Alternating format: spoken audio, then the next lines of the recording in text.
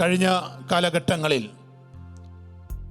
സഭയുടെയും സമുദായത്തിൻ്റെയും എല്ലാം ഉണർവിന് കാരണമായ മിസ്പ പ്രോഗ്രാമിൻ്റെ 5ാം സീസണിൽ ഈ 6ാം ദിനത്തിൽ നമ്മളായിരിക്കുമ്പോൾ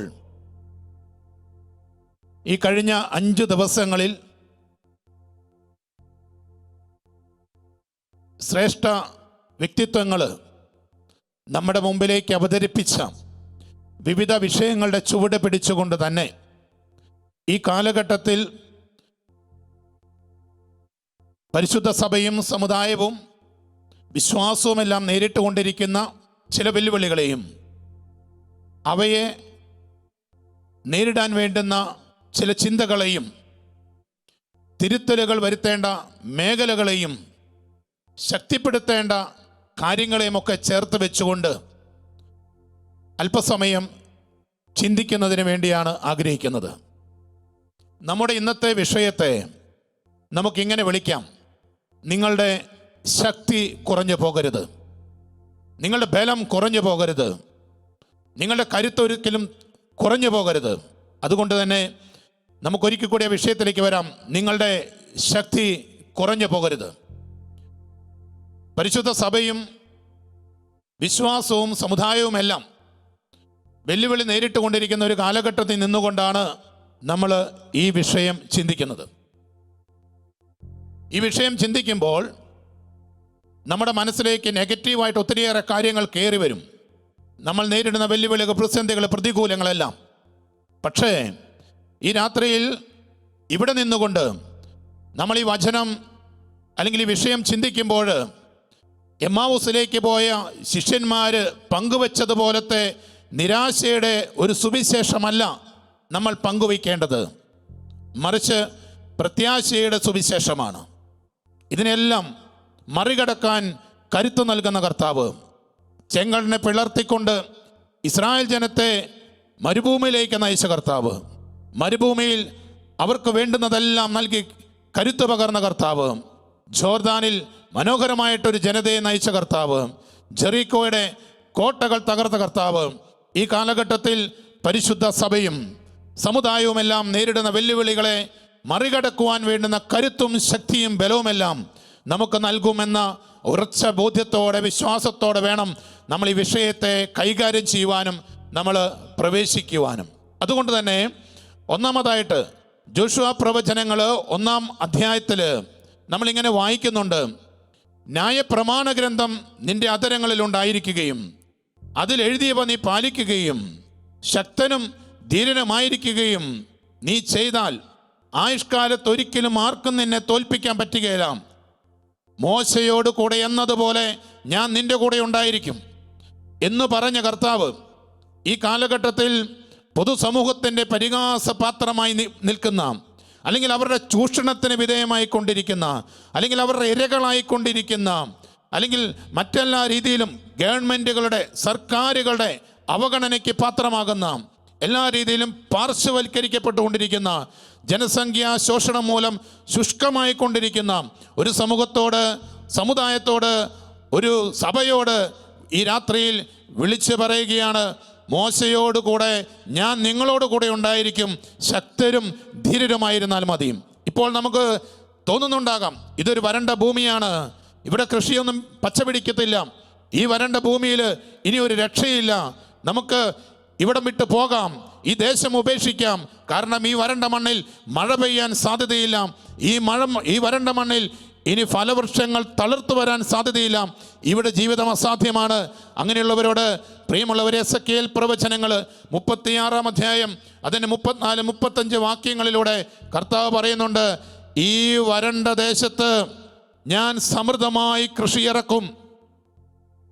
നിങ്ങളുടെ ഈ വരണ്ട അവസ്ഥ കണ്ട്, ദേശത്തിൻ്റെ അവസ്ഥ കണ്ട് ഇതിലെ വഴി പോയിരുന്നവർ ഇപ്പോൾ നടന്നു വരുമ്പോൾ അവർ പറയും: ദാ കണ്ടോ, ഇപ്പോൾ ഈ ദേശമെല്ലാം കാനാൻ ദേശം പോലെ ആയിത്തീർന്നല്ലോ എന്ന്. പ്രിയമുള്ളവരെ, നമ്മുടെ മുമ്പിൽ വാഗ്ദത്തങ്ങളുടെ ഒരു നീണ്ട നിരയുണ്ട്, നമ്മുടെ മുമ്പിൽ പ്രത്യാശയുടെ ഒരു നീണ്ട നിരയുണ്ട്. സുവിശേഷം മുഴുവൻ നമ്മുടെ മുമ്പിൽ തുറന്നു വെക്കുന്ന പ്രത്യാശയുടെ സുവിശേഷം നമ്മുടെ മുമ്പിൽ ഉള്ളപ്പോൾ നമ്മൾ ഒരിക്കലും ആരെയും ഭയപ്പെടേണ്ട കാര്യമില്ല.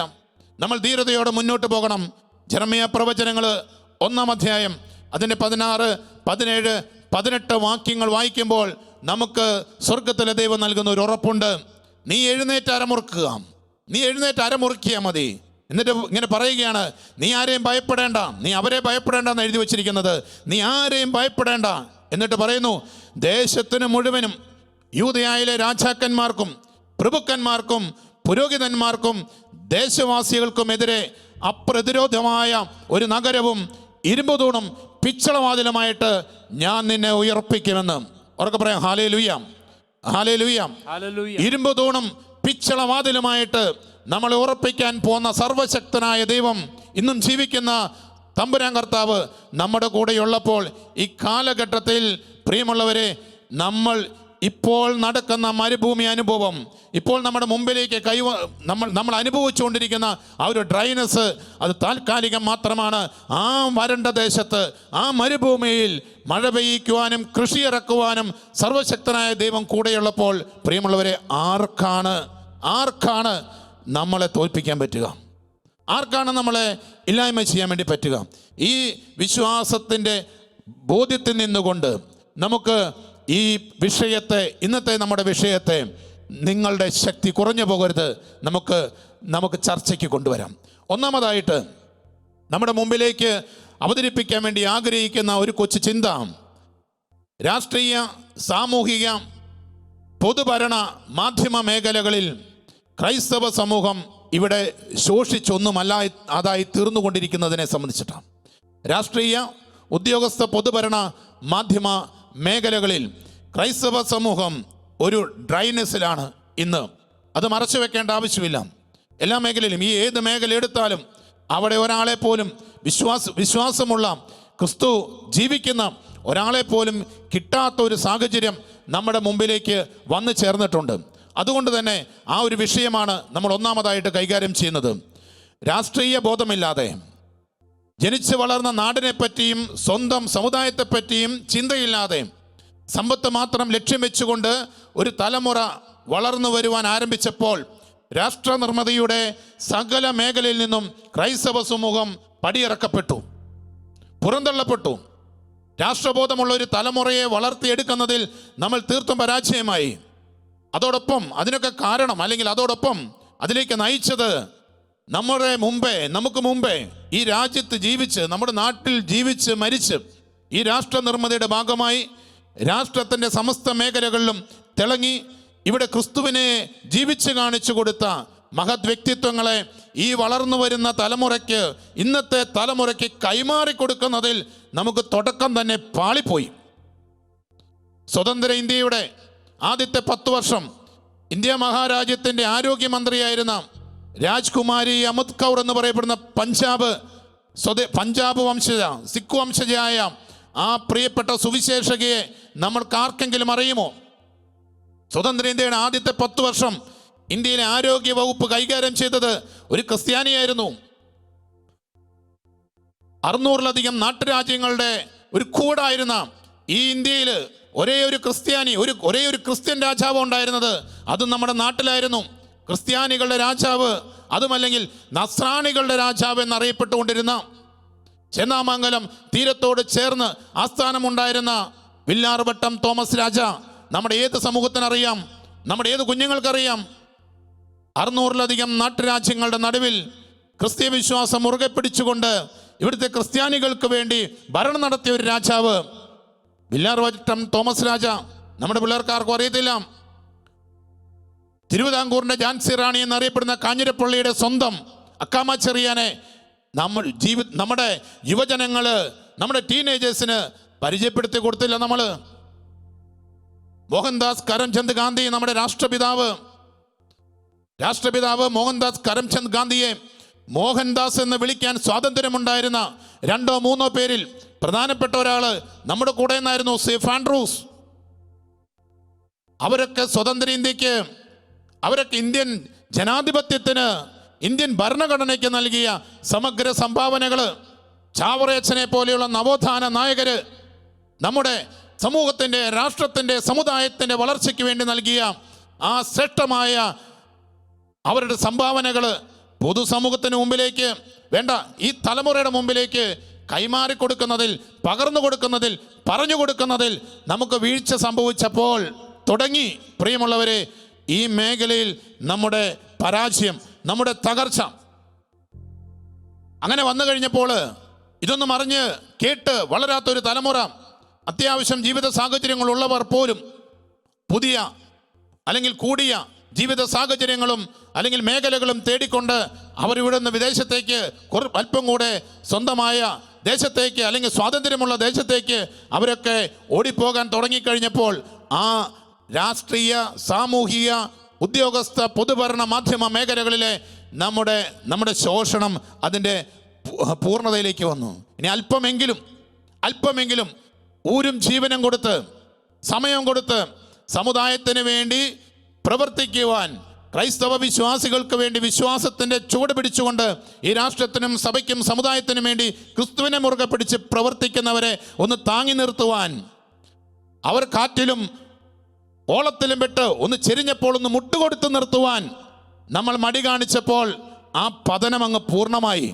അതോടൊപ്പം ആത്മീയ നേതൃത്വം ഒരു കാലഘട്ടം കഴിഞ്ഞപ്പോൾ ആത്മീയ നേതൃത്വം തന്നെ രാഷ്ട്രീയ, സാമുദായിക നേതാക്കളുടെ റോൾ ഏറ്റെടുത്തതും സമുദായ നേതൃത്വങ്ങൾ ഇവിടെ വളർന്നു വരാത്തതിന് പ്രധാനപ്പെട്ട കാരണങ്ങൾ തന്നെയാണ്. മറച്ചു വെക്കാൻ നമുക്ക് പറ്റുകയില്ല.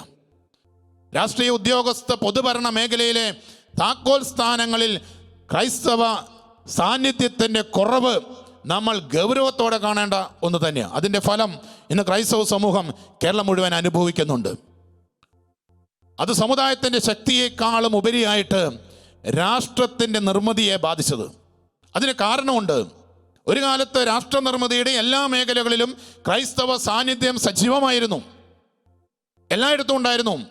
അവിടെ ആ ക്രൈസ്തവ ഉദ്യോഗസ്ഥർക്ക്, രാഷ്ട്രീയ നേതാക്കന്മാർക്ക്, സുവിശേഷം ഹൃദയത്തിൽ കൊണ്ടു നടക്കുന്നവർക്ക് അവിടെ ഒരു വ്യത്യാസങ്ങളും ഇല്ലായിരുന്നു. ജനതകളെ തമ്മിൽ ദളിതനെന്നോ ആദിവാസിയെന്നോ സവർണനെന്നോ അവർണനെന്നോ നോക്കിയല്ല അവർ കാര്യങ്ങൾ ചെയ്തു കൊടുത്തത്. അവിടെ കക്ഷി രാഷ്ട്രീയത്തിൻ്റെയോ മതത്തിൻ്റെയോ വർഗത്തിൻ്റെയോ യാതൊരു വിഭാഗീയതകളും ഉണ്ടായിരുന്നില്ല. അതായിരുന്നു അവരുടെ പ്രത്യേകത. അവരങ്ങനെയാണ് പ്രവർത്തിച്ചിരുന്നത്. അതുകൊണ്ട് തന്നെ സമുദായത്തോടൊപ്പം രാഷ്ട്രവും ബലപ്പെട്ടുകൊണ്ടേ വന്നു. രാഷ്ട്രത്തിൻ്റെ എല്ലാ നിർമ്മിതിയുടെ എല്ലാ മേഖലകളിലും, അത് ശാസ്ത്ര സാങ്കേതിക മേഖലയായിക്കോട്ടെ, മാധ്യമ രംഗമായിക്കോട്ടെ, വിദ്യാഭ്യാസ ആതുര മേഖലകളായിക്കോട്ടെ, രാഷ്ട്രീയമായിക്കോട്ടെ, എവിടെയാണെങ്കിലും അത്തരക്കാർ വന്നു കഴിഞ്ഞപ്പോൾ മുഖംനോട്ടമില്ലാതെ, വേർതിരിവുകളില്ലാതെ ഇന്ത്യയിലെ മുഴുവൻ ജനത്തെയും ചേർത്ത് പിടിച്ച് മുന്നോട്ട് പോയപ്പോൾ ഇന്ത്യ വളർന്നു. ഇന്ത്യ മഹാരാജ്യം ലോകത്തിന് മുമ്പിൽ തലയുയർത്തി പിടിച്ച് നിൽക്കാൻ പറ്റുന്ന രീതിയിലേക്ക് എത്തി. അത് ക്രൈസ്തവർ എന്ന ആ കാലഘട്ടത്തിലുണ്ടായിരുന്നു. ഇന്ന് നമ്മുടെ നാട്ടിൽ മതത്തിൻ്റെയും ജാതിയുടെയും വർഗീയതയുടെയും വിത്തുകൾ വിതച്ചുകൊണ്ട് അശാന്തിയും അസമാധാനവും എല്ലാം സൃഷ്ടിച്ചുകൊണ്ട് രാജ്യത്തെ പിന്നോട്ടടിക്കുവാൻ പലരും പരിശ്രമിക്കുമ്പോൾ, അതുമല്ലെങ്കിൽ ഈ നാടിന് സുവിശേഷത്തിലൂടെ കിട്ടിയ സകല നേട്ടങ്ങളെയും പുറകോട്ട് അധ്വാനങ്ങളെല്ലാം ഇല്ലാതാക്കുവാൻ വേണ്ടി ഒരു പറ്റം പ്രവർത്തിക്കുമ്പോൾ അതിനെ പ്രതിരോധിച്ചുകൊണ്ട് ഇവിടെ സാമാന്യ ജനത്തിന് നീതിയും സ്വാതന്ത്ര്യവും സമത്വവും സാഹോദര്യത്വവും ഉറപ്പാക്കാൻ പറ്റണമെങ്കിൽ, അല്ലെങ്കിൽ അത് സംലഭ്യമാക്കാൻ സാധിക്കണമെങ്കിൽ ഹൃദയത്തിൽ ക്രിസ്തുവുള്ള സുവിശേഷം നെഞ്ചിലേറ്റിയ ഒരു സമൂഹം ഈ രാഷ്ട്രീയ, ഉദ്യോഗസ്ഥ, പൊതുഭരണ, മാധ്യമ മേഖലയിലേക്ക് കടന്നു വന്നേ പറ്റൂ. അവരെ ഉയർത്തിക്കൊണ്ടുവരുവാനുള്ള ബാധ്യത ഞാനും നിങ്ങളും അടങ്ങുന്ന ഇത് കേട്ടുകൊണ്ടിരിക്കുന്ന ഓരോരുത്തർക്കുമുണ്ട്. നമ്മുടെ ഉത്തരവാദിത്വമാണത്. സമുദായത്തിൻ്റെ നട്ടെല്ല് നിവർത്തി നിൽക്കാൻ നമുക്ക് പറ്റണമെന്നുണ്ടെങ്കിൽ നമ്മൾ രാഷ്ട്രീയത്തിലുള്ള നമ്മുടെ ചില കാഴ്ചപ്പാടുകൾ മാറ്റിവെച്ചേ പറ്റൂ. രാഷ്ട്രീയ അടിമത്തത്തിൽ നിന്ന് നമ്മൾ പുറത്തു വരണം. സാമുദായികമായി സംഘടിച്ചുകൊണ്ട് വിലപേശൽ ശക്തിയാകുവാൻ നമുക്ക് പറ്റണം, നമ്മൾ സാധിക്കണം. ഈ അടുത്ത ദിവസങ്ങളിൽ KRLCC നടത്തിയ അതിശക്തമായ ഒരു പ്രവർത്തനം ശ്ലാഘനീയവും അഭിനന്ദനാർഹവുമാണ്. അവരുടെ സംഘടിത ബലത്തിന് മുമ്പിൽ വിഴിഞ്ഞം തുറമുഖ സമരവുമായി ബന്ധപ്പെട്ടെടുത്ത 190-ലധികം കേസുകളിൽ 160-നടുത്ത് കേസുകൾ പിൻവലിക്കാൻ സംസ്ഥാന സർക്കാരിനെ പ്രേരിപ്പിച്ച ഒരു ഘടകം അവരുടെ സംഘടിതമായ നീക്കമാണ്. അവർ മുന്നോട്ട് വെച്ചു, 40-ലധികം തീരദേശ മണ്ഡലങ്ങളിൽ ഞങ്ങൾ നിശ്ചയിക്കും, ഞങ്ങൾ തീരുമാനിക്കും.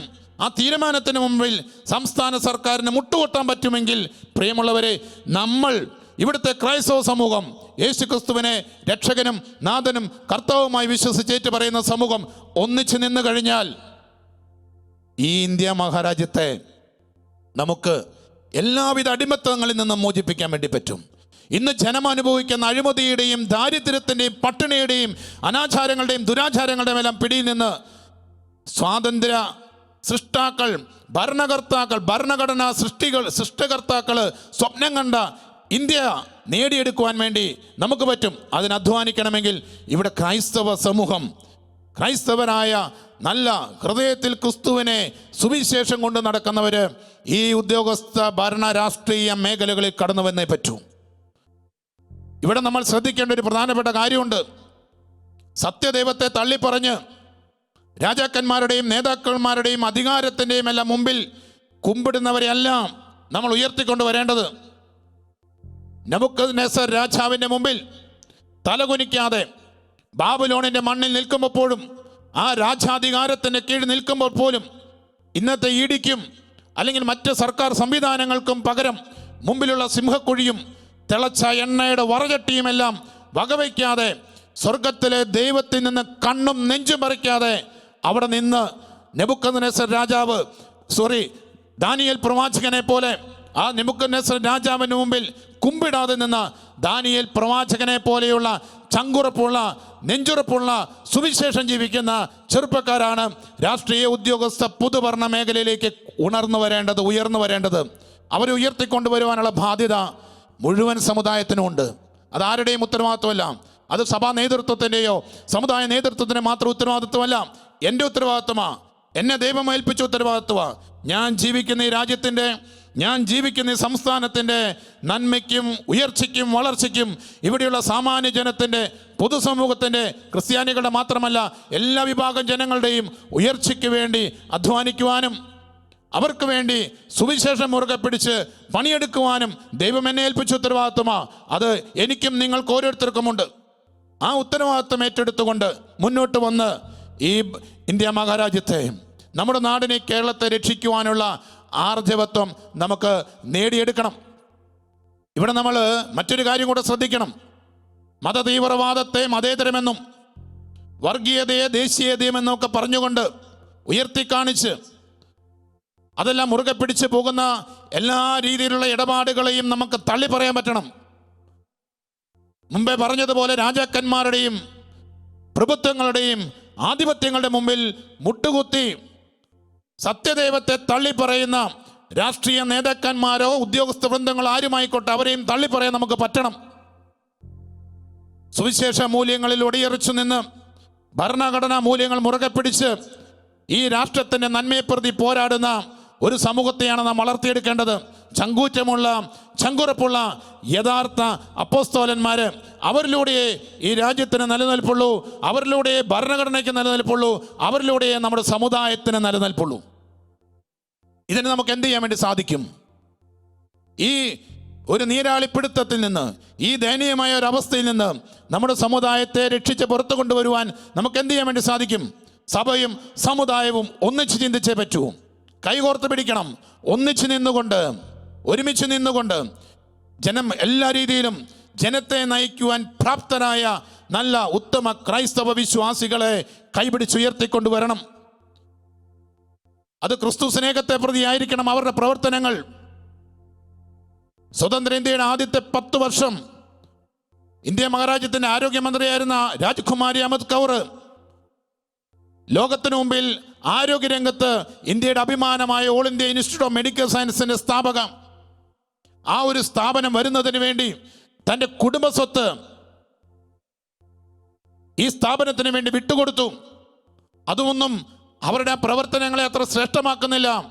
അവരുടെ പ്രവർത്തനങ്ങളെ ശ്രേഷ്ഠമാക്കുന്നത് അവർ ഇത്തരത്തിൽ രാഷ്ട്രീയമായി പ്രവർത്തനത്തിന് മുന്നോട്ട് വന്നതും സ്വാതന്ത്ര്യത്തിന് വേണ്ടി പോരാടിയതും ഇന്ത്യയുടെ ആരോഗ്യ മേഖല ലോകത്തിന് മുമ്പിൽ തലയുയർത്തിപ്പിടിച്ച് നിൽക്കണമെന്ന് ആഗ്രഹിച്ചുകൊണ്ട് All India Institute of Medical Science സ്ഥാപിച്ചതും അതിനുവേണ്ടി തൻ്റെ ഭൂമി വിട്ടുകൊടുത്തതും ക്രിസ്തു സ്നേഹത്തെ പ്രതിയായിരുന്നുവെന്നും അത് സഹോദര സ്നേഹത്തെ പ്രതിയായിരുന്നുവെന്നും മനസ്സിലാക്കുമ്പോഴാണ് അവരുടെ പ്രവൃത്തി ദൈവസന്നിധിയിൽ മഹനീയമാകുന്നത്. അത്തരത്തിലുള്ള പ്രവൃത്തികളാണ് ഈ കാലഘട്ടത്തിൽ നമ്മളിൽ നിന്ന് മുന്നോട്ട് വരേണ്ടത്. ഒരു കാലഘട്ടത്തിലുണ്ടായിരുന്നു അത് ക്രൈസ്തവർ മാത്രം ചെയ്തിരുന്ന പ്രവൃത്തികളായിരുന്നു. എന്നാൽ അതിൽ നിന്ന് ഏതോ ഒരു കാലഘട്ടത്തിൽ പുറകോട്ട് നമ്മൾ പോയി. ആ കാലഘട്ടത്തിൽ നിന്ന് നമ്മൾ വീണ്ടും മുന്നോട്ട് വരണം, വീണ്ടും നമ്മൾ ശക്തിപ്പെട്ട് വരണം. അതുകൊണ്ടാണ് പറയുന്നത്, നമ്മളുടെ ശക്തി ഒരിക്കലും കുറഞ്ഞു പോകാൻ പാടില്ല. ഇവിടെ രാജ്കുമാരി അമൃത് കൗർ ഇന്ത്യ മഹാരാജ്യത്ത് ജീവിക്കുമ്പോൾ തന്നെ അവരുടെ നോട്ടം സ്വർഗത്തിലേക്കായിരുന്നു. അവരുടെ നോട്ടം നിത്യതയിലേക്കായിരുന്നു. അങ്ങനെ നിത്യതയിലേക്ക്, സ്വർഗത്തിലേക്ക് നോക്കി പണിയെടുക്കുന്ന ഒരു വിശ്വാസിക്ക് മാത്രമേ ഉള്ളൂ ഈ കാലഘട്ടത്തിൽ തൊട്ടുകൂടായ്മയുടെയും അനാചാരങ്ങളുടെയും അന്ധവിശ്വാസങ്ങളുടെയും വർഗീയതയുടെയും ഭീകരതയും എല്ലാം കരങ്ങളിൽ നിന്ന് നമ്മുടെ രാജ്യത്തെയും നമ്മുടെ ദേശത്തെയും നമ്മുടെ സമുദായത്തെയും എല്ലാം രക്ഷിക്കാൻ പറ്റുള്ളൂ. വിശുദ്ധ ബൈബിള് വീടുകളിൽ തുറന്നു വെച്ച് അപ്പുറം ഇപ്പുറയും തിരി കത്തിച്ച് വെച്ച് അതിനെ പൂജിക്കുന്ന കുറച്ചു പേരെയല്ല നമുക്ക് വേണ്ടത്. നമുക്ക് വേണ്ടത് ആ വചനം മാംസം ധരിക്കുന്നവരെയാ, ആ റേമയാകുന്നവരെയാ. വിശുദ്ധ യോഹന്നാന്റെ സുവിശേഷം 1-ാം അധ്യായം 14-ാം വാക്യത്തിൽ കാണുന്നത് പോലെ അവൻ്റെ വചനം മാംസം ധരിച്ചു, അവൻ്റെ മഹത്വം നമ്മൾ ദർശിച്ചു എന്ന് നമ്മൾ വായിക്കുന്നത് പോലെ ദൈവത്തിൻ്റെ മഹത്വം ഈ ലോകത്തിന് ദർശിക്കാൻ പറ്റുന്ന രീതിയിൽ സുവിശേഷം വചനം മാംസം ധരിക്കുന്ന തീപ്പന്തങ്ങളെയാണ്, ചെറുപ്പക്കാരെയാണ് ഈ രാജ്യത്തിന് ആവശ്യം, നമ്മുടെ സഭയ്ക്ക് ആവശ്യം, സമുദായത്തിന് ആവശ്യം. പ്രിയമുള്ളവരെ, അതിനുവേണ്ടി നമുക്ക് അധ്വാനിക്കാം. ഇവിടെ ദീർഘവീക്ഷണമില്ലാത്ത ഒരു നേതൃത്വത്തിൻ്റെ കുറവ് വളരെ പ്രധാനപ്പെട്ട ഒരു കാര്യമായി മേഖലയിലെ പിന്നോട്ട് പോക്കിന്. സമുദായ നേതൃത്വത്തിൻ്റെ അഭാവവും ഒരു പരിധിവരെ ഈ വീഴ്ചയ്ക്ക് കാരണമായിട്ടുണ്ട്. ഈ തകർച്ചയ്ക്ക് ആക്കം കൂട്ടുന്നതിന് സമുദായ നേതൃത്വങ്ങളുടെ ശക്തിയില്ലായ്മയും ദീർഘവീക്ഷണമില്ലായ്മയും കാരണം തന്നെയാണ്. ഇന്നും UPSC PSC കോച്ചിങ് പരിശീലന പരിപാടികൾക്ക് പകരം IELTS-നും OET-ക്കും ജർമ്മൻ കോഴ്സുകൾക്കും നമ്മൾ ഇപ്പോഴും കൊടുക്കുന്ന പ്രാധാന്യം ഈ സമയത്തും ഈ പൊതുഭരണ ഉദ്യോഗസ്ഥ രാഷ്ട്രീയ മേഖലകളോട് നമ്മൾ കാണിക്കുന്ന അല്ലെങ്കിൽ നമുക്കുള്ള മനോഭാവത്തിന് തെളിവല്ലേ? നിയമ പോരാട്ടങ്ങളിലൂടെയും സംവരണ ആനുകൂല്യങ്ങൾ നേടിയെടുക്കുന്നതിലൂടെയും മറ്റും നമ്മുടെ സമുദായ അംഗങ്ങൾക്ക് കിട്ടേണ്ട അർഹമായ ഉദ്യോഗസ്ഥ പൊതുഭരണ മേഖലയിലെ പ്രാതിനിധ്യം നേടിയെടുക്കാൻ നമുക്ക് പറ്റാതെ പോയതും നമ്മുടെ വീഴ്ചകളാണ്. ഇപ്പോഴും സോഷ്യൽ മീഡിയയിലൂടെ, വാട്സപ്പിലൂടെ ഇരുന്ന് പരസ്പരം കുറ്റം പറയാനും ചെളിവാരിയെറിയാനും ആളുകളുണ്ട്. തിരുനാളുകൾക്കും പൊട്ടിച്ചു കളയുവാൻ, പുകച്ചു കളയുവാൻ ക്രിസ്ത്യാനിയുടെ കയ്യിൽ ലക്ഷങ്ങളുണ്ട്. അർഹതപ്പെട്ട നീതി, ഇവിടുത്തെ യുവജനങ്ങൾക്ക് വേണ്ടുന്ന തൊഴില്, അത് നേടിയെടുക്കുവാൻ, അവരുടെ അവകാശങ്ങൾ നേടിയെടുക്കുവാൻ നിയമ പോരാട്ടങ്ങൾ നടത്തുവാൻ വേണ്ടുന്ന പണമില്ല നമുക്ക്, അതിനുള്ള ആളില്ല നമുക്ക്, അതിനുള്ള സമയമില്ല. നമ്മുടെ പോക്ക് എങ്ങോട്ടാ? പൊതുഭരണ മേഖലയായിക്കോട്ടെ, രാഷ്ട്രീയമായിക്കോട്ടെ, ഉദ്യോഗസ്ഥ മേഖലയായിക്കോട്ടെ, ക്രൈസ്തവരുടെ അഭാവം മൂലം നമ്മുടെ നാട്ടിൽ ഒരു അന്ധചിത്രം രൂപപ്പെട്ടിട്ടുണ്ട്. സാമൂഹിക രാഷ്ട്രീയ സമാധാന സാഹചര്യത്തിൽ മാറ്റം സംഭവിച്ചിട്ടുണ്ട്.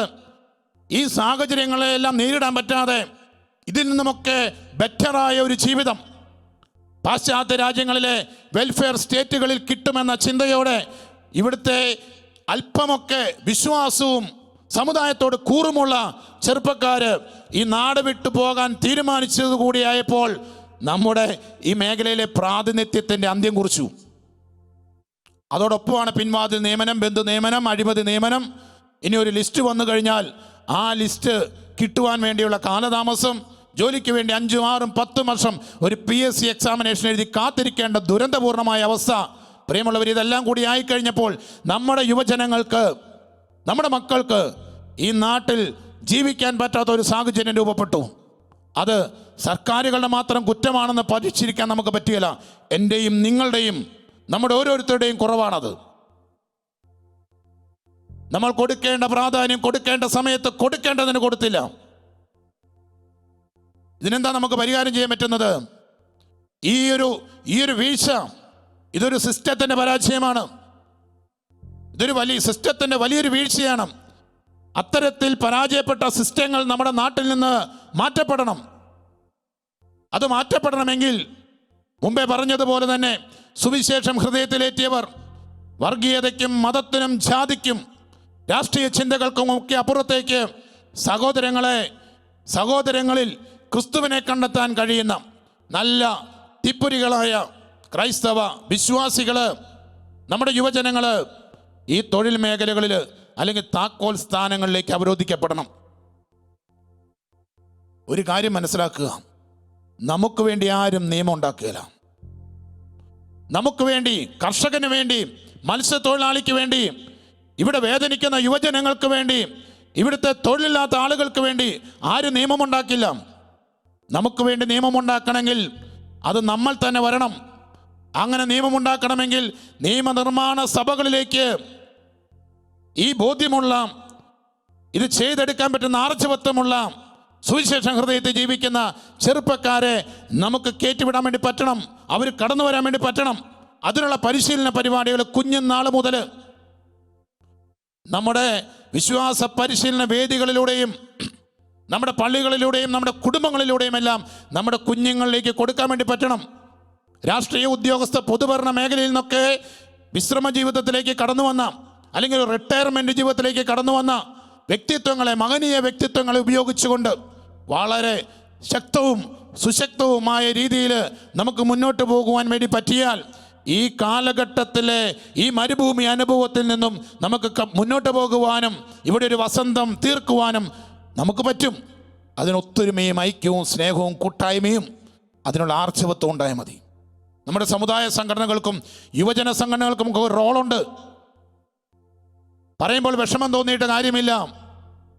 നമ്മുടെ സമുദായ സംഘടനകളും യുവജന സംഘടനകളും ഒക്കെ ഉണ്ടല്ലോ. ഓണക്കളിയും വടംവലിയും DJ പാർട്ടികളും നടത്തണ്ടെന്ന് പറയുന്നില്ല, നടത്തിക്കോ. അത് നടത്തുന്നതിനോടൊപ്പമോ അല്ലെങ്കിൽ അതിലും അല്പം കൂടെ പ്രാധാന്യത്തോടെയോ ഈ ഉദ്യോഗസ്ഥ രാഷ്ട്രീയ തൊഴിൽ മേഖലകളിലേക്ക് നമ്മുടെ യുവജനങ്ങളെ കൈപിടിച്ച് നടത്തിക്കൊണ്ടുവരുവാനുള്ള പരിശീലന പരിപാടികൾ ആവിഷ്കരിക്കണം. അത് നടപ്പിലാക്കാനുള്ള തൻ്റെ ഇടവും കൂടെ കാണിക്കണം. പള്ളികളോടൊപ്പം പണിശാലകളും പരിശീലന കേന്ദ്രങ്ങളും രൂപപ്പെടട്ടെ. പിതാക്കന്മാരെ, ഇടപെട്ടേ പറ്റൂ. സഭ ഉറക്കം വിട്ട് ഉണരണം, ധീരതയോടെ മുന്നോട്ട് വരണം. ഇല്ലെങ്കിൽ ഒരു കാരണവശാലും ഈ കാലത്തിൻ്റെ ഈ ദുരന്തത്തിൽ നിന്ന്, ഈ മഹാമാരിയിൽ നിന്ന് നമ്മുടെ സമൂഹത്തെ നമുക്ക് രക്ഷിക്കാൻ വേണ്ടി പറ്റുകയില്ല. ഒരു കാലഘട്ടത്തിൽ ആഗോള സഭയിൽ മിഷനറി പ്രേഷിതത്വ പ്രവർത്തനത്തിലൂടെ ദൈവവിളിയുടെ വസന്തം തീർത്ത രാഷ്ട്രീയ ഉദ്യോഗസ്ഥ ഭരണ മേഖലകളിലേക്ക് ലക്ഷക്കണക്കിന് ആളുകളെ സംഭാവന ചെയ്ത ചെറുപുഷ്പ മിഷൻ ലീഗ്, CML, ആ സംഘടനയുടെ തകർച്ചയ്ക്കും പതനത്തിനും കാരണമായവരൊക്കെ ഇന്ന് വേദനിക്കുന്ന ജനങ്ങളുടെ മുമ്പിൽ കണ്ണുനീരിന് പകരം തമ്പുരാൻ അവരോട് ചോദിക്കും. അത്ര ശക്തമായിരുന്ന ഒരു സംഘടനയെ തകർത്ത് കളഞ്ഞവര്, അതിനെ നിസ്സംഗരാക്കിയവര്, അതിനെ പ്രവർത്തിക്കാൻ അനുവദിക്കാതിരുന്നവര്, അതിലൂടെ ഒരു ദേശത്തിൻ്റെ, ഒരു രാഷ്ട്രത്തിൻ്റെ, ഒരു സമൂഹത്തിൻ്റെ നന്മയ്ക്ക് പാരവെച്ചവര് കണക്ക് ബോധിപ്പിക്കാൻ പറ്റൂ. അതിലൂടെയൊക്കെ രാഷ്ട്രത്തിന് അന്താരാഷ്ട്ര തലങ്ങളിൽ പോലും എത്തപ്പെട്ട എത്രയോ ചെറുപ്പക്കാര് ഇന്നും സുവിശേഷമായി ജീവിക്കുന്നവര് ഉണ്ട്. അതിനെയൊക്കെ നമ്മൾ ഒറ്റയടിക്ക് എന്തിൻ്റെയൊക്കെ പേരിൽ ഇല്ലാതാക്കിയില്ലേ? അവിടെ നിന്നൊക്കെയാണ് ഒരു തിരിച്ചുവരവ് വരേണ്ടത്. ഇതിനൊക്കെ ബലം നൽകിക്കൊണ്ട് നമ്മുടെ കൂടെ, അല്ലെങ്കിൽ സമുദായത്തിൻ്റെയും സഭയെയും ബലപ്പെടുത്തിക്കൊണ്ട് ഉണ്ടായിരുന്നതാണ് മാധ്യമരംഗം. ആ മാധ്യമരംഗത്തിൽ നിന്ന് നമ്മൾ ഇന്ന് പുറകോട്ട് പോയി. ഇപ്പോൾ നമുക്കൊരു ഷെക്കേനയുണ്ട്, ഒരു ശാലോമുണ്ട്, ഒരു ഗുഡ്നസ് ഉണ്ട്, ഒരു ദീപിക പത്രമുണ്ട്. ദീപിക പത്രത്തിൻ്റെ കഴിഞ്ഞ ഒരു മാസക്കാലമായിട്ട് എഡിറ്റോറിയൽ ഒരു വിപ്ലവം തന്നെയാണ്. ഇവിടുത്തെ സാധാരണക്കാരന് വേണ്ടി, വിശ്വാസികൾക്ക് വേണ്ടി, കർഷകന് വേണ്ടി, തീരദേശവാസികൾക്ക് വേണ്ടി ശബ്ദിക്കുന്ന ഏകപത്രം. അതുപോലെയുള്ള മാധ്യമങ്ങൾ നമ്മളെ ഇല്ല. മാധ്യമങ്ങളുണ്ട്. ആ മാധ്യമങ്ങളിൽ പ്രവർത്തിക്കാൻ പറ്റുന്നവര്, മാധ്യമ പ്രവർത്തകരില്ല. നമ്മളൊന്ന് ഓർത്തു നോക്കണേ.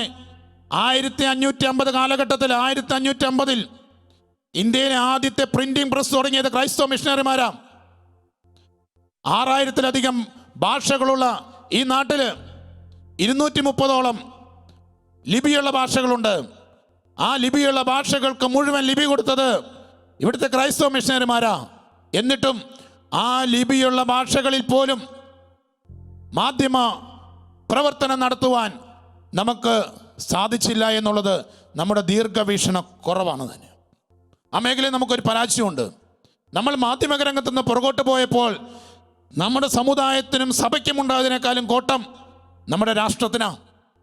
കാരണം രാഷ്ട്രത്തിൻ്റെ ധാർമ്മികതയെ നിയന്ത്രിക്കുന്നതിൽ ക്രൈസ്തവ മാധ്യമങ്ങൾക്കായിരുന്നു മുഖ്യ റോള്. സമാധാനത്തിൻ്റെയും സ്വാതന്ത്ര്യത്തിൻ്റെയും നീതിയുടെയും സമത്വത്തിൻ്റെയും സാഹോദര്യത്തിൻ്റെയും ശബ്ദമേറിക്കൊണ്ട് പാവപ്പെട്ടവൻ്റെയും വേദനിക്കുന്നവൻ്റെയും പക്ഷം ചേർന്ന് നിന്നുകൊണ്ട് ക്രിസ്തുവിൻ്റെ മനോഭാവത്തോടെ ഇവിടുത്തെ അധികൃതരെയും പാവപ്പെട്ടവരെയും കൈപിടിച്ച് മുന്നോട്ട് കൊണ്ടുപോരുവാൻ എന്നും അധ്വാനിച്ചിട്ടുള്ളത് നമ്മുടെ മാധ്യമങ്ങളാണ്, ക്രൈസ്തവ മാധ്യമങ്ങളാണ്. അപ്പോൾ മാധ്യമ മേഖലയിൽ നിന്ന് നമ്മൾ പുറകോട്ട് പോയപ്പോൾ അത് സർവ്വ മേഖലയിലും നമ്മളെ തകർത്തു.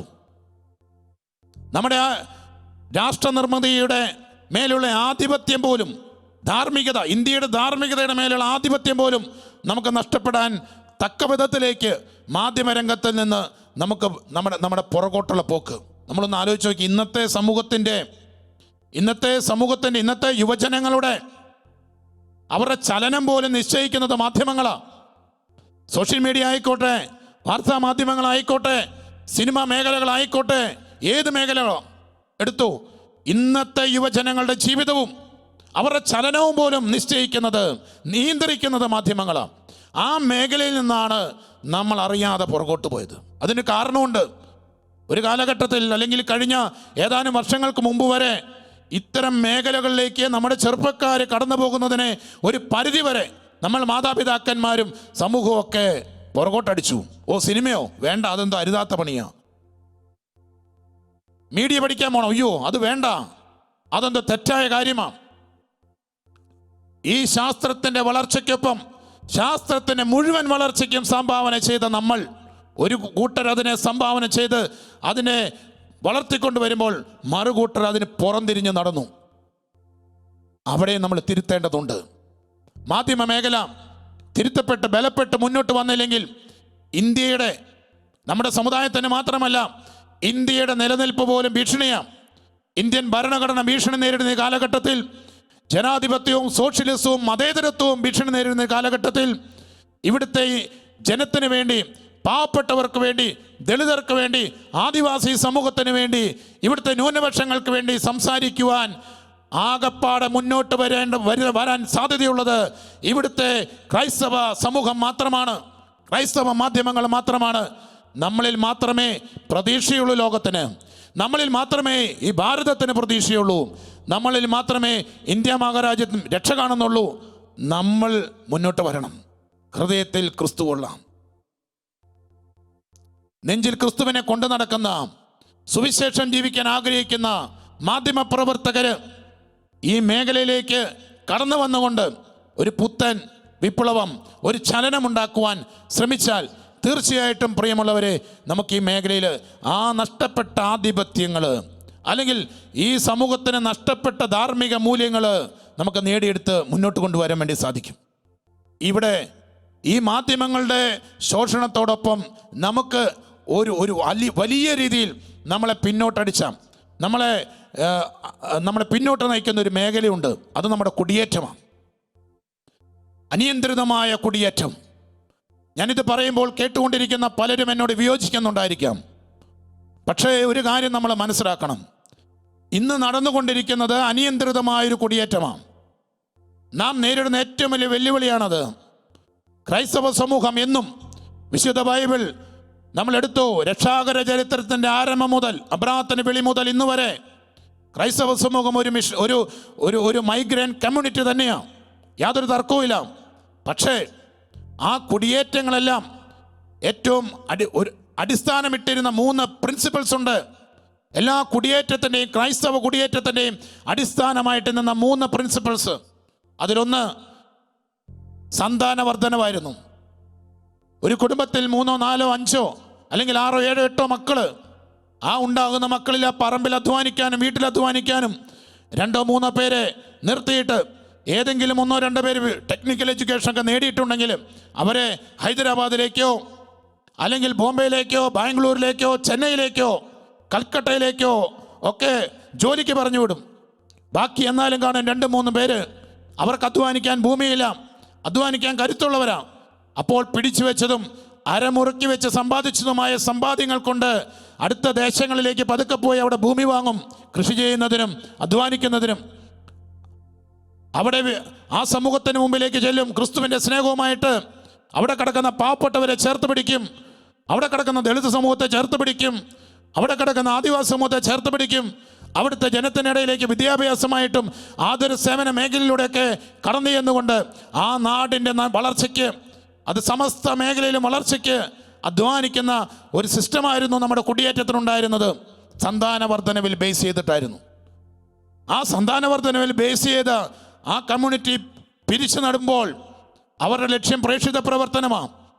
ആ സുവിശേഷ മൂല്യങ്ങളിൽ നിന്ന് കിട്ടുന്ന ശക്തിയായിരുന്നു അവിടെ പോയി പാവപ്പെട്ടവരുടെ ഇടയിൽ അല്ലെങ്കിൽ അവിടുത്തെ പാർശ്വവൽക്കരിക്കപ്പെട്ടവരുടെ നവോത്ഥാനത്തിനും ഉണർവിനും വേണ്ടി പ്രവർത്തിക്കുവാൻ നമ്മളെ ഓരോരുത്തരെയും ബലപ്പെടുത്തിയിരുന്നത്, നമ്മുടെ പൂർവികരെ ബലപ്പെടുത്തിയിരുന്നത്. അങ്ങനെയാണ് കേരളവും ഇന്ത്യ മഹാരാജ്യവുമൊക്കെ ഇന്ന് കാണുന്ന ഈ രീതിയിൽ അഭിവൃദ്ധിപ്പെട്ട് ബലപ്പെട്ട് മുന്നോട്ട് വന്നത്. മൂന്നാമതായിട്ട്, ഇങ്ങനെ നടത്തുന്ന ഓരോ മൈഗ്രേഷനും സ്വന്തം സമുദായത്തിനും സ്വന്തം ദേശത്തിനും എല്ലാ വിധത്തിലുള്ള അഭിവൃദ്ധിക്കും കാരണമായിരുന്നു. എന്ന് പറഞ്ഞാൽ അവിടെ പോയി അധ്വാനിച്ചുണ്ടാക്കുന്ന സമ്പത്തിൻ്റെ ഒരു വിഹിതം സ്വന്തം നാടിനും സ്വന്തം സമുദായത്തിൻ്റെയും വളർച്ചയ്ക്ക് വേണ്ടി നിരന്തരമായി കൊടുത്തിരുന്നു.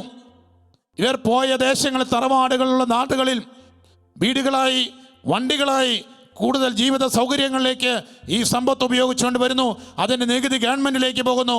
അങ്ങനെ എല്ലാ വിധത്തിലും ഈ സമുദായത്തിൻ്റെയും രാഷ്ട്രത്തിൻ്റെയും അഭിവൃദ്ധിക്ക് വേണ്ടി ആ മൈഗ്രേഷൻ ഗുണം ചെയ്തിരുന്നു.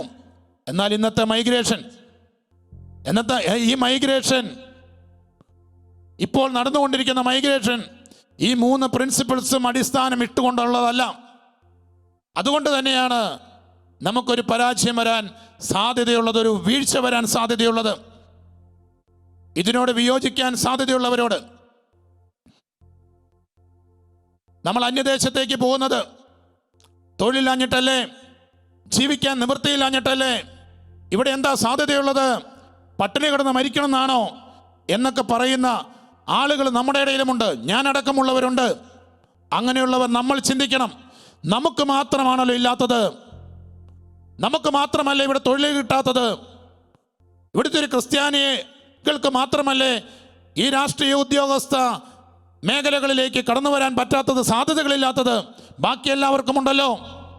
അത് എന്തുകൊണ്ടാണ്? അവിടെയാണ് നമ്മൾ ചിന്തിക്കേണ്ടത്. ക്രിസ്ത്യാനിക്ക് മാത്രം, ക്രിസ്ത്യാനിയുടെ ട്രേഡ് മാർക്കായിരുന്ന ചങ്കൂറ്റം ഉണ്ടല്ലോ, ആർജവത്വം, അത് നമുക്ക് നഷ്ടപ്പെട്ടു. ചിലത് നേടിയെടുക്കുവാൻ, അവകാശപ്പെട്ടത് നേടിയെടുക്കുവാൻ, എനിക്കെൻ്റെ ഭരണഘടനയും രാഷ്ട്ര നിയമങ്ങളും എൻ്റെ മുമ്പിലേക്ക് വെച്ച് നീട്ടുന്നത് നേടിയെടുക്കുവാൻ ക്രിസ്ത്യാനിക്കുണ്ടായിരുന്ന ഒരു ആർജവത്വമുണ്ട്. ഈ മണ്ണിനോടും ഈ മലയോടും ഈ കടലിനോടുമെല്ലാം പോരടിച്ച് വളർന്ന ഒരു സമൂഹത്തിനുണ്ടായിരുന്നു. ആ ആർജവത്വം നമുക്ക് നഷ്ടപ്പെട്ടു. ഇന്നൊരു ഒളിച്ചോട്ടമാ. അതുകൊണ്ടാണ് ഞാൻ പറഞ്ഞത്, ഈ 3 ബേസിക് പ്രിൻസിപ്പിൾസിൽ നിന്ന് മാറി നിന്നുകൊണ്ടുള്ള ഒരു കുടിയേറ്റമാണ് ഇന്ന് നടക്കുന്നത്. ആ കുടിയേറ്റത്തെ ഒരു കാരണവശാലും നമുക്ക് പ്രോത്സാഹിപ്പിക്കാൻ പറ്റുകയില്ല. എന്ന് പറഞ്ഞാൽ കുടുംബത്തിന് നഷ്ടമാകുമ്പോൾ ദൈവരാജ്യത്തിന് സംരംഭമാകുന്ന ഒരു കുടിയേറ്റത്തെയാണ് കുടിയേറ്റം എന്ന് വിളിക്കുന്നത്. ആ കുടിയേറ്റത്തെയാണ് നമ്മൾ പ്രോത്സാഹിപ്പിക്കേണ്ടത്. ഇന്ന് കുടിയേറ്റം മൂലം നമുക്കൊത്തിരി നേട്ടങ്ങളുണ്ടല്ലോ, നമുക്കിവിടെ നാട്ടിൽ വന്നല്ലോ, വീടുണ്ടല്ലോ, ഭൂമിയുണ്ടല്ലോ, കാറ് വാങ്ങിയല്ലോ, സമ്പത്തുണ്ടായല്ലോ എന്നൊക്കെ ചിന്തിക്കുന്നവരൊന്ന് ചിന്തിച്ചു നോക്ക്.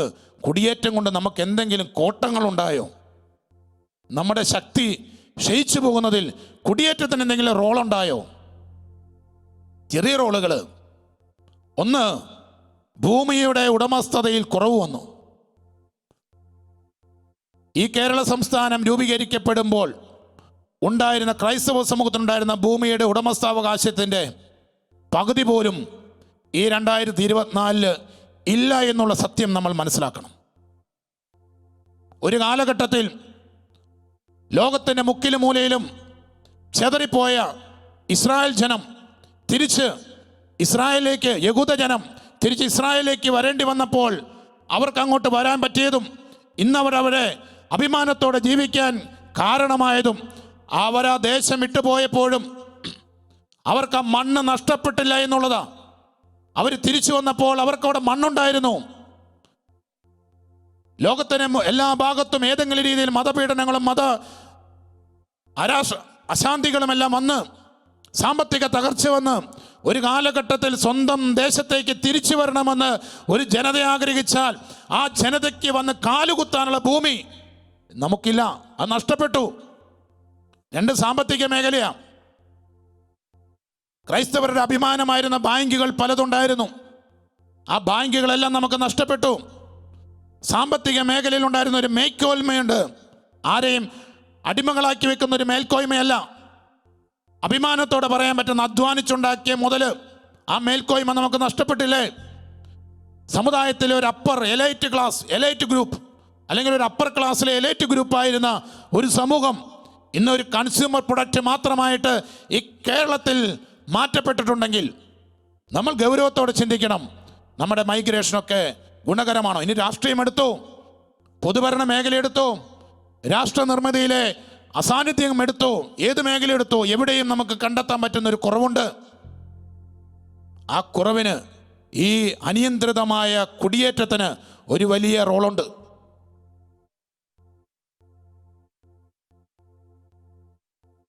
ഇതിനെയും വേറൊരു രീതിയിലും ചിലർ വിമർശിക്കാറുണ്ട്. ഇവിടെ ജനസംഖ്യ കുറഞ്ഞാൽ എന്താ കുഴപ്പം? ലോകത്തിൻ്റെ വിവിധ ഭാഗങ്ങളിൽ ഈ കേരളത്തിൽ നിന്നുള്ള ഒരു വലിയ സമൂഹം രൂപപ്പെടുന്നില്ലേ എന്നുള്ളത്. എനിക്ക് ഒത്തിരി ഒന്നും അതിനോട് പറയാനില്ല. പക്ഷെ ഒരു കാര്യം മാത്രം പറയാം. പൗരസ്ത്യ സഭകൾ, കത്തോലിക്ക സഭയിൽ 21 പൗരസ്ത്യ സഭകളുടെ ചരിത്രം എടുത്ത് പഠിച്ചാൽ, ബൈസന്റൈൻ സഭ ഉൾപ്പെടെയുള്ള സഭകളുടെ ചരിത്രം എടുത്ത് പഠിച്ചാൽ കാര്യം മനസ്സിലാകും. തറവാട്ടിൽ നിന്ന് എലിമിനേറ്റ് ചെയ്യപ്പെട്ടു പോയ ഒരു സമൂഹവും ഒരു ദേശത്തും അധികകാലം പിടിച്ചു നിന്നിട്ടില്ല എന്നുള്ള ഒരു ചരിത്ര വസ്തുത നമ്മുടെ മുമ്പിലുണ്ട്. ആ വസ്തുത വിസ്മരിച്ചുകൊണ്ട് ഈ തറവാട്ടിൽ നിന്നും ഈ ഭാരതത്തിലെ ക്രൈസ്തവ സമൂഹത്തിൻ്റെ തറവാടായ കേരളത്തിൽ നിന്ന് എല്ലാവരും ലോകത്തിൻ്റെ വിവിധ ഭാഗങ്ങളിലേക്ക് പോയാലും കുഴപ്പമില്ല, അവിടെയെല്ലാം ആളുകളുണ്ടാകുമല്ലോ എന്ന് പറയുന്ന ഒരു സമൂഹത്തിന് മുമ്പിലേക്ക് ഈ പൗരസ്ത്യ സഭകളുടെ ചരിത്രമൊന്ന് പഠിക്കുന്നത് നല്ലതാണ്. അവർക്കെന്ത് സംഭവിച്ചു? പൗരസ്ത്യ സഭകളുടെ തറവാടിൽ ഇന്ന് പേരിന് പോലും ക്രിസ്ത്യാനിയെ കിട്ടാത്ത അവസ്ഥയിലേക്ക് എത്തപ്പെട്ടു. കാര്യഗൗരവത്തോടെ നമ്മൾ ചിന്തിക്കണം. രണ്ടാമതായിട്ട്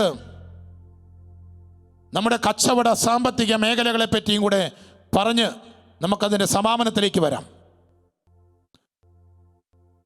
കച്ചവടത്തിലും ഒരു ന്യായമായ പ്രാതിനിധ്യം ക്രൈസ്തവ സമൂഹത്തിനുണ്ടായിരുന്നു ഈ കേരളത്തിൽ. അതുമല്ലെങ്കിൽ ഒരു പരിധിവരെ ക്രൈസ്തവർ കച്ചവടക്കാരായിരുന്നു.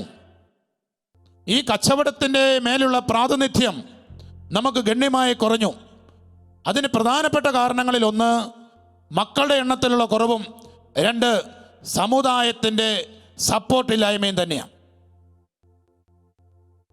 റിസ്ക് ഏറ്റെടുക്കാൻ,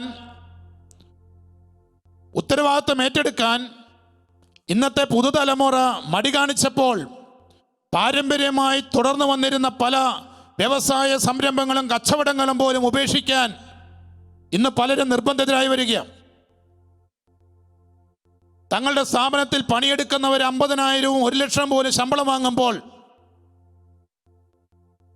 അത് കിട്ടാൻ അർഹതയുള്ള ആ പിന്തുടർച്ചക്കാരൻ ഇവിടെ നിന്ന് വിദേശ രാജ്യങ്ങളിലേക്ക് പോയി 40,000-നും 50,000-നും പണിയെടുക്കാൻ പറ്റുന്ന തലത്തിലേക്ക് നമ്മുടെ കാഴ്ചപ്പാടുകളും നമ്മുടെ സംസ്കാരവും മാറ്റപ്പെട്ടു. അവിടെ ഒരു തിരിച്ചുവരവിന് നമ്മൾ തയ്യാറാകേണ്ടതുണ്ട്. പുത്തൻ തലമുറയെ നമ്മൾ കച്ചവടം പഠിപ്പിക്കുന്നില്ല. കച്ചവടത്തിൻ്റെ സാമ്പത്തിക ശാസ്ത്രം, ആ കച്ചവടത്തിൻ്റെ ശാസ്ത്രം നമ്മുടെ കുഞ്ഞുങ്ങൾക്ക് പഠന വിഷയമാകുന്നില്ല. അതുകൊണ്ട് തന്നെ വീട്ടിൽ വെച്ച് പിടിപ്പിക്കുന്ന ഒരു വാഴക്കൊല വെട്ടി വിറ്റ് കൊണ്ടുപോയി കാശ് മേടിച്ച് കൊണ്ടുവരുവാൻ പോലും നമ്മുടെ മക്കൾക്ക് അറിയാത്ത അവസ്ഥയായി. ഇവിടെ നമ്മളൊരു മാറ്റത്തിന് തയ്യാറായേ പറ്റൂ.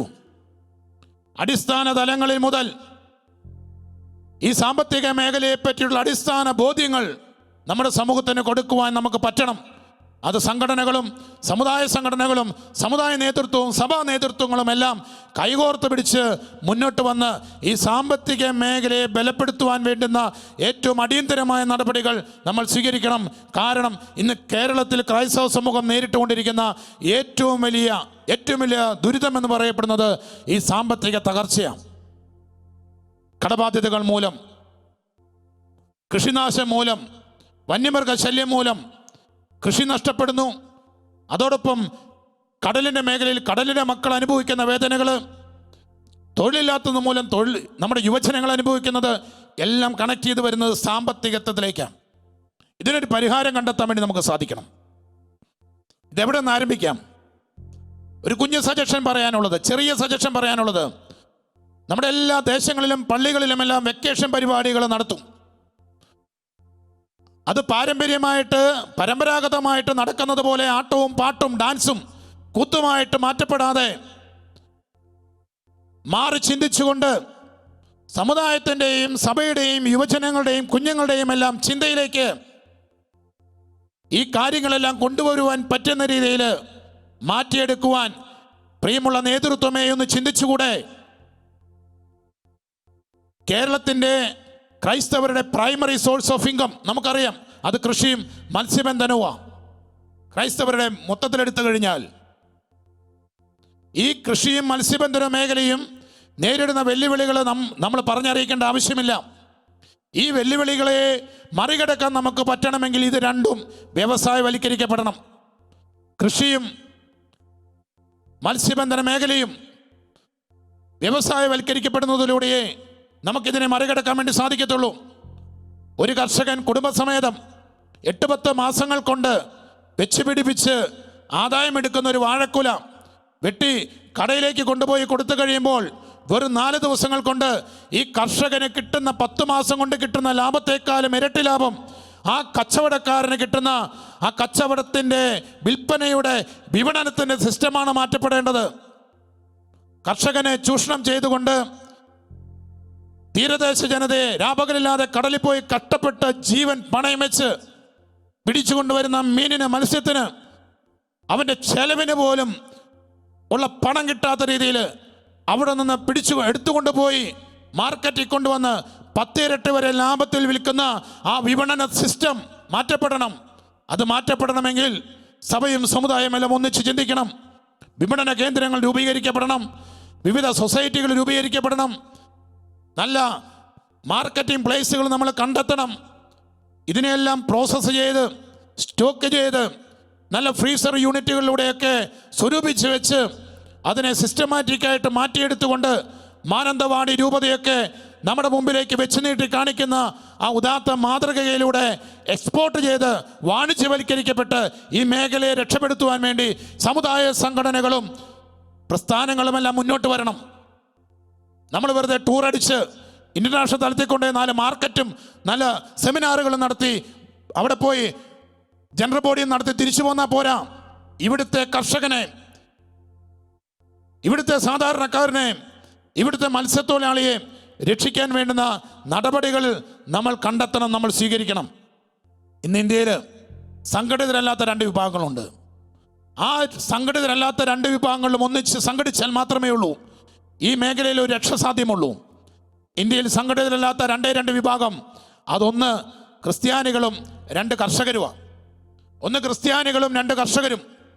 ഈ 2 വിഭാഗങ്ങളും സംഘടിതരായിക്കൊണ്ട് കൈകോർത്ത് പിടിച്ച് മുന്നോട്ട് പോയാൽ മാത്രമേ ഉള്ളൂ ഈ മേഖലയിൽ ഒരു ഉയർപ്പ്, ഒരു ഉണർവ്, ഒരു ബലപ്പെടൽ, ഒരു ശക്തീകരണം സാധ്യമാവുകയുള്ളൂ. നമുക്കറിയാം, മത്സ്യബന്ധന മേഖല ഉണർന്നാൽ മാത്രമേ തീരദേശം രക്ഷപ്പെടുകയുള്ളൂ. അവിടെയും സംഭരണ കേന്ദ്രങ്ങൾ വരണം, ഫ്രീസിങ് യൂണിറ്റുകൾ വരണം, അവിടെയും പ്രോസസ്ഡ് ഫിഷ് മീറ്റ് ഉൽപ്പാദിപ്പിക്കപ്പെടണം. അത് വിദേശങ്ങളിലേക്ക് എക്സ്പോർട്ട് ചെയ്യാൻ നമുക്ക് പറ്റണം. അങ്ങനെ വന്നു കഴിയുമ്പോൾ ഈ വെല്ലുവിളികളെ മറികടക്കാൻ നമുക്ക് പറ്റും. അതോടൊപ്പം തന്നെ ഈ കാലഘട്ടത്തിൻ്റെ കാലാവസ്ഥാ വ്യതിയാനങ്ങൾക്കൊക്കെ അനുസൃതമായിക്കൊണ്ട് വ്യത്യസ്തമായ കാർഷിക വിളകളിലേക്കും വ്യത്യസ്തമായ കൃഷിരീതികളിലേക്കും മാറി ചിന്തിക്കുവാൻ കർഷകരനെ പ്രേരിപ്പിക്കാൻ പറ്റുന്ന പ്രബോധനങ്ങളും പഠനങ്ങളും സെമിനാറുകളും ചിന്തകളുമെല്ലാം നമ്മൾ പങ്കുവെക്കണം. അതിലേക്ക് കർഷകരെ സ്വീകരിക്കണം. ഈ കാലഘട്ടത്തിൻ്റെ വിപ്ലവകരമായ രീതിയിൽ വളർന്നു വരുന്നതാണ് ഔഷധ സസ്യ കൃഷികളൊക്കെ. അത് നമുക്ക് പ്രോത്സാഹിപ്പിക്കാൻ പറ്റണം. ഓരോ വർഷവും ഈ കേരളത്തിൽ പോലും കോടാനുകോടി രൂപയുടെയാണ് പൂക്കൃഷി പൂക്കളുടെ കച്ചവടം നടക്കുന്നത്. ആ പൂക്കൾ എന്തുകൊണ്ട് ബാംഗ്ലൂരിൽ നിന്നും തമിഴ്നാട്ടിൽ നിന്നും ആന്ധ്രയിൽ നിന്നും തെലുങ്കാനയിൽ നിന്നും കൊണ്ടുവരുന്ന ഈ പൂക്കൾ എന്തുകൊണ്ട് നമ്മുടെ ഇടുക്കിയുടെയും വയനാടിൻ്റെയും എല്ലാം മണ്ണിൽ നമുക്ക് നമ്മുടെ കർഷകരെ ഉപയോഗിച്ചുകൊണ്ട് സൊസൈറ്റികൾ നേതൃത്വത്തിൽ നമുക്ക് ഉൽപ്പാദിപ്പിച്ചുകൂടാ? പുത്തൻ തന്ത്രങ്ങളിലേക്ക്, പുതിയ കൃഷിരീതികളിലേക്ക് കേരളത്തിൻ്റെ തനതായ പലഹാരങ്ങളെ ലോകത്തിന് മുമ്പിലേക്ക് പരിചയപ്പെടുത്തിക്കൊണ്ട് പലഹാര നിർമ്മാണം, അതിൻ്റെ വിപണനം, അതിൻ്റെ മാർക്കറ്റിംഗ്, അതോടൊപ്പം തന്നെ മത്സ്യം, മാംസം, ഇറച്ചി കച്ചവടം, പന്നിയിറച്ചി, ഇതിലൂടെയൊക്കെ ഉണ്ടാക്കാവുന്ന സാധ്യതകൾ, അതിൻ്റെ കയറ്റുമതികൾ, ഇതിനെപ്പറ്റിയൊക്കെ നമുക്ക് ചിന്തിച്ചു തുടങ്ങാനെങ്കിലും പ്രിയമുള്ളവരെ പറ്റണം. ദൈവത്തിൻ്റെ സ്വന്തം നാടെന്ന് നമ്മുടെ നാടിന് പേര് കിട്ടാൻ കാരണം നമ്മുടെ ഈ നാടിൻ്റെ ഭൂപ്രകൃതിയും സൗന്ദര്യമാണ്. ആ സൗന്ദര്യമുള്ള ഏറ്റവും സമ്പന്നമായ ലോകത്തെ ആകർഷിക്കുന്ന ഭൂമി മുഴുവൻ ഇവിടുത്തെ കർഷക ജനത, മലയോര ജനതയുടെയും തീരദേശ ജനതയുടെയും കയ്യിലായിരിക്കുന്നത്.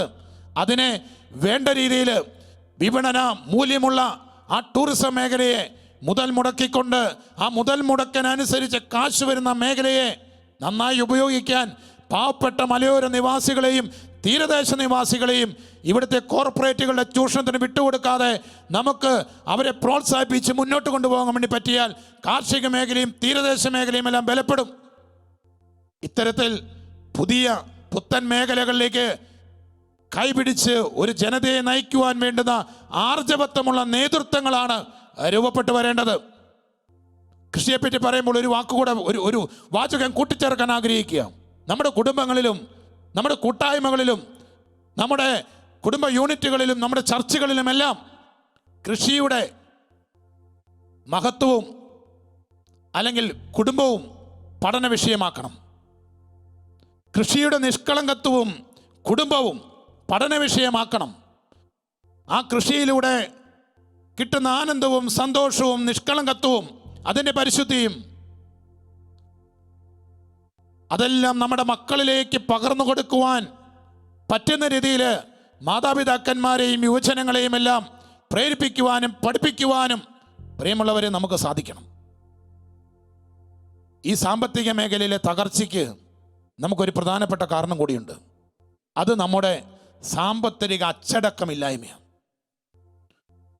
സാമ്പത്തിക അച്ചടക്കമില്ലാത്ത ഒരു സമൂഹം ഈ കേരളത്തിലുണ്ടെങ്കിൽ അത് ക്രൈസ്തവ സമൂഹമാണ്.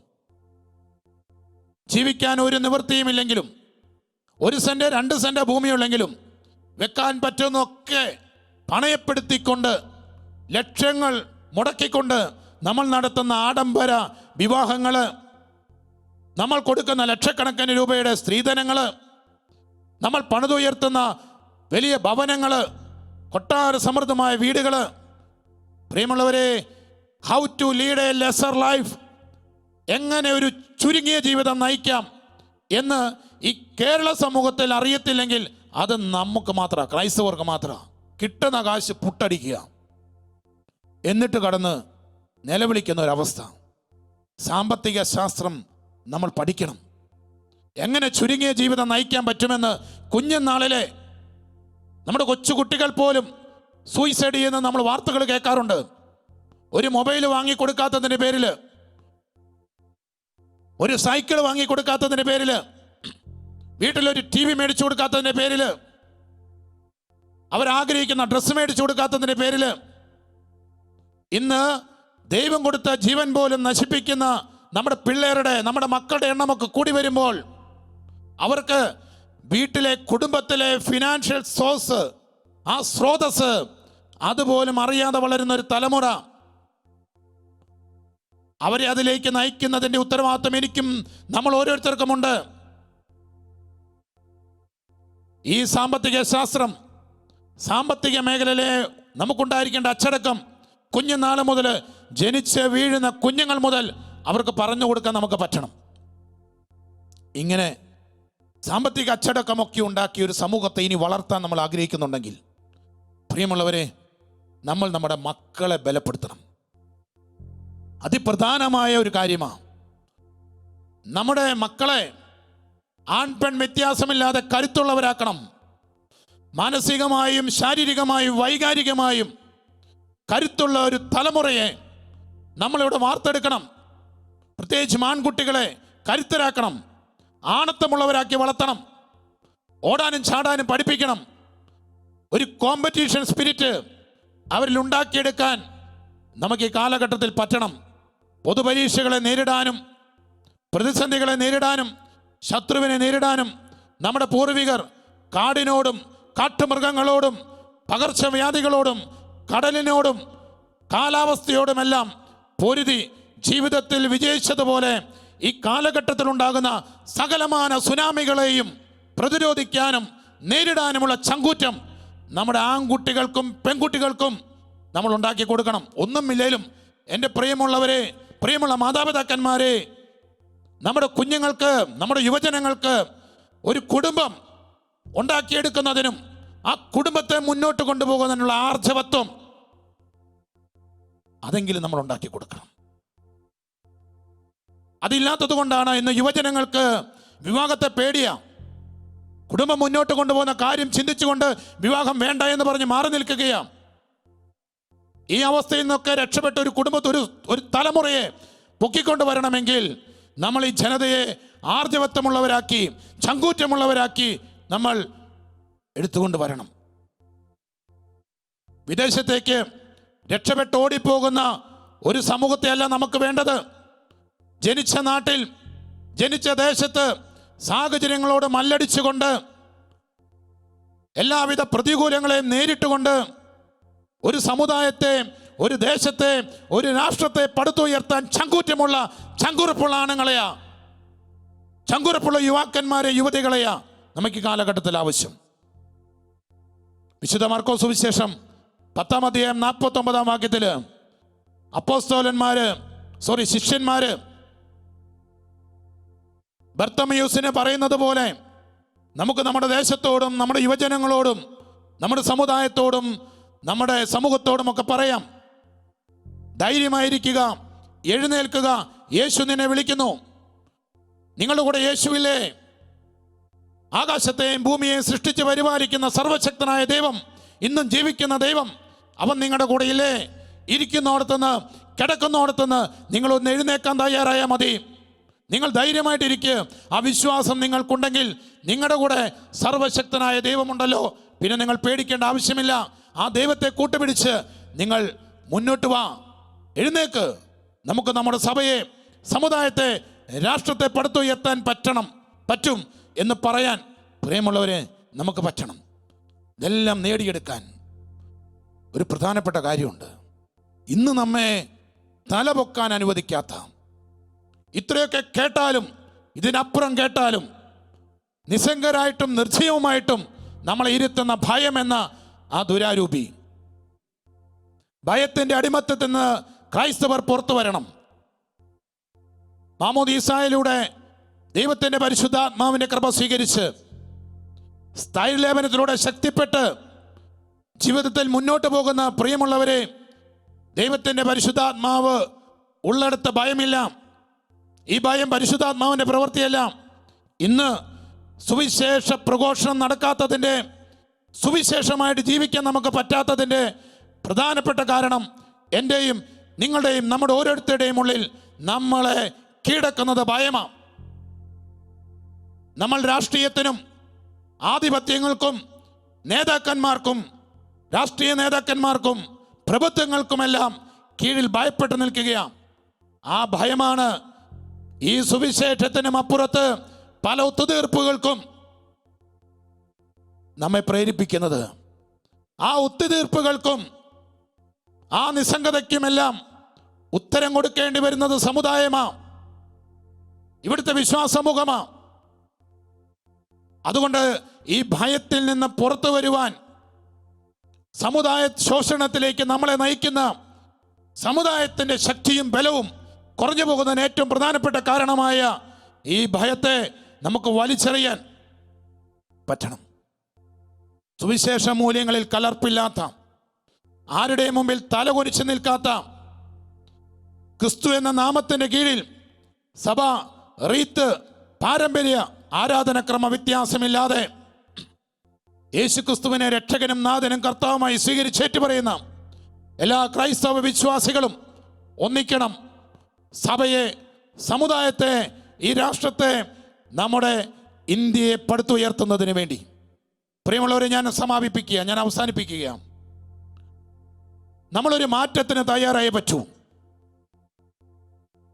വിശ്വാസവും വിശ്വാസികളും സഭയും സമുദായവും എല്ലാം വലിയ വെല്ലുവിളികൾ നേരിടുന്ന കാലഘട്ടത്തിൽ ഈ സാഹചര്യങ്ങളെ അപഗ്രഥിക്കുന്നതിനും പഠന വിഷയമാക്കുന്നതിനും നേരിടുവാനും വിജയിക്കുവാനുമെല്ലാം ദൈവത്തിൻ്റെ പരിശുദ്ധാത്മാവാകുന്ന കലാലയത്തിന് മുമ്പിൽ എളിമപ്പെട്ടിരുന്നേ മതിയാകൂ. കാലത്തിൻ്റെ അടയാളങ്ങളും ചരിത്രത്തിൻ്റെ ചുവരെഴുത്തുകളും സുവിശേഷത്തിലെ പ്രവചനങ്ങളും അടയാളങ്ങളുമെല്ലാം ആ കലാലയത്തിൽ നമ്മൾ പഠന വിഷയമാക്കണം. അകം കത്തുമ്പോഴും ലോകത്തിന് പ്രകാശം നൽകുന്ന സൂര്യനെ പോലെ ഈ കാലഘട്ടത്തിൽ ഈ ദേശത്തിന്, അന്ധകാരം നിറഞ്ഞ ദേശത്തിന് പ്രകാശം ചൊരിയുവാൻ, അന്ധകാരത്തിൻ്റെ രശ്മികളിലേക്ക്, അന്ധകാരത്തിൻ്റെ ഇരുട്ടിൻ്റെ ആഴത്തിലേക്ക് ഒരു സമൂഹത്തെ കൊണ്ടുപോകുവാൻ, ഒരു ദേശത്തെ കൊണ്ടുപോകുവാൻ ഈ രാജ്യം തന്നെ പണിപ്പെടുമ്പോൾ അതിനെതിരെ പ്രതിരോധം തീർക്കാൻ നമുക്ക് പറ്റണമെങ്കിൽ നമ്മൾ ഈ ശക്തി പരിശുദ്ധാത്മാവിൻ്റെ അടുത്ത് നിന്ന് സ്വീകരിച്ചേ പറ്റൂ. സമുദായത്തിൻ്റെ വെളിയിലുള്ളവർക്കും സഭയ്ക്ക് പുറത്തുള്ളവർക്കും ക്രിസ്തുവിനെ കണ്ടെത്തുവാൻ, ക്രിസ്തുവിൻ്റെ വെളിച്ചം കൊടുക്കുവാൻ പറ്റുന്നവരായിട്ട് നമുക്ക് മാറണം. അതിനുള്ള കരുത്താണ് നമ്മൾ നേടേണ്ടത്. അങ്ങനെ കരുത്ത് കൊടുക്കുമ്പോൾ പോലും വിഷമുള്ള പാമ്പിൽ നിന്നും, പേ പിടിച്ച നായ്ക്കളിൽ നിന്നും, മതമിളകിയ ആനയുടെ കയ്യിൽ നിന്നും സമുദായത്തെയും സഭയെയും ഈ ദേശത്തെയും രക്ഷിക്കാനുള്ള രക്തസാക്ഷിത്വ ആർജവത്വം കൂടെ നമ്മൾ നേടിയെടുക്കണം. അത് നമ്മൾ സ്വന്തമാക്കണം. സഭയും സമുദായവും ക്രിസ്തുവിൻ്റെതാണ്, ക്രിസ്തുവിൻ്റെ മാത്രമാണ്. അതുകൊണ്ട് തന്നെ ഉദ്ധിതനായ യേശു ക്രിസ്തുവിൻ്റെ മുമ്പിൽ മുട്ടുകുത്തിയ കാലുകൾ പകർന്നതെന്ന കരുത്തിൽ നിന്നേ നമ്മൾ സമുദായ ശക്തീകരണ പ്രവർത്തനങ്ങൾ നടത്താൻ പാടുള്ളൂ. ഈ ലോകത്തിൻ്റെ അരൂപിയെ, തിന്മയെ മാനുഷികമായ ചിന്തകൾ ഉപയോഗിച്ചുകൊണ്ട്, നമ്മുടെ ചില ആശയങ്ങൾ ഉപയോഗിച്ചുകൊണ്ട് അവരുടെ എല്ലാ ഉപായങ്ങളെയും കീഴടക്കാമെന്ന നമ്മുടെ വ്യർത്ഥമായ ചിന്തയാ, അതൊരിക്കലും വിജയകരമാകില്ല. അതുകൊണ്ട് തന്നെയാ ഉദ്ധിതനായ ക്രിസ്തുവിൻ്റെ മുമ്പിലേക്ക് നമ്മൾ പോകണം. അവിടെ നിന്ന് കിട്ടുന്ന ശക്തിയിൽ നിന്ന് മാത്രമേ നമ്മൾ നമ്മുടെ സമുദായത്തെ പണിതുയർത്താൻ വേണ്ടി സാധിക്കത്തുള്ളൂ. പ്രിയമുള്ളവരെ, പള്ളികൾക്കുള്ളിലെ സമുദായമാണ് സഭ. സമൂഹത്തിലെ സഭയാണ് സമുദായം. പള്ളികൾക്കുള്ളിലെ സമുദായമാണ് സഭ, സമൂഹത്തിലെ സഭയാണ് സമുദായം. ഈ നിർവചനവും ഇതിൻ്റെ കൃത്യതയും ഗർഭം ധരിച്ചവർക്ക് മാത്രമേ ഉള്ളൂ സഭയെ സ്നേഹിക്കുവാനും സമുദായത്തെ പടുത്തുയർത്തുവാനും കഴിയുകയുള്ളൂ. അതുകൊണ്ട് നാഹൂം പ്രവാചകൻ 2-ാം അധ്യായം 1-ാം വാക്യത്തിൽ പറയുന്നത് പോലെ, വിനാശകനെതിരെ കോട്ട കെട്ടി, കോട്ടകളിൽ പ്രതിരോധം തീർത്ത്, വഴികളിൽ കാവൽ നിന്ന് നമ്മുടെ സമുദായത്തെ രക്ഷിക്കുന്നതിന് വേണ്ടി അരമുറുക്കി സർവശക്തി നമുക്ക് സംഭരിക്കാം.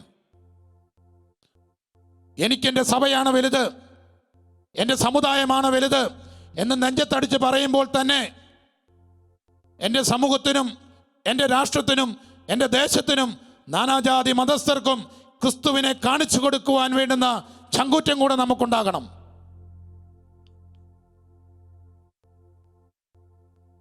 ഉദ്ധിതനെ ലോകത്ത് കാണിച്ചു കൊടുക്കുവാൻ, ഉദ്ധിതനെ ലോകത്തിന് മുമ്പിലേക്ക് വിളമ്പിക്കൊടുക്കുവാൻ, സഭയ്ക്കും സമുദായത്തിനും കാവൽ ഗോപുരങ്ങളായിട്ട് മാറുവാൻ സ്വർഗത്തിലെ ദൈവം നമ്മെ ഓരോരുത്തരെയും അനുഗ്രഹിക്കട്ടെ എന്ന് പ്രാർത്ഥിക്കുക.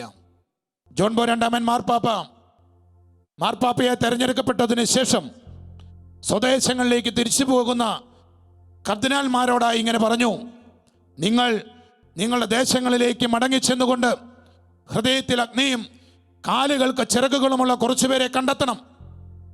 ഹൃദയത്തിൽ അഗ്നിയും കാലുകൾക്ക് ചിറകുകളുമുള്ള കുറച്ചുപേരെ കണ്ടെത്തണം. അവരിലൂടെ അവിടെ സഭയെ നിങ്ങൾ പടുത്തുയർത്തണം.